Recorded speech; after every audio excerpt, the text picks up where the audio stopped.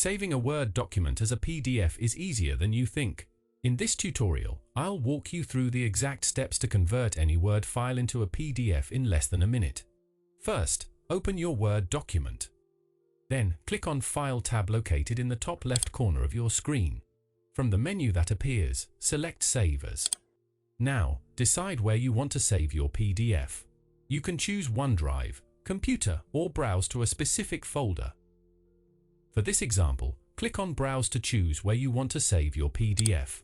Your File Explorer window will now open. Navigate to the folder where you want to save the file. I'm choosing my desktop, but you can select any location you prefer. Below the file name field, you'll notice a drop-down menu labeled Save as Type.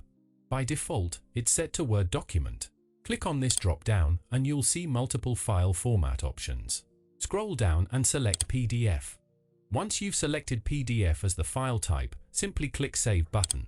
Your PDF will now be saved to your chosen location.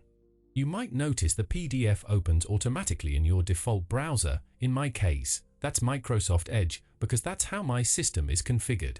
Your PDF will preserve all your formatting, fonts, and images exactly as they appear in Word, making it perfect for sharing or printing. If you found this tutorial helpful, give it a thumbs up and subscribe for more quick tech tips.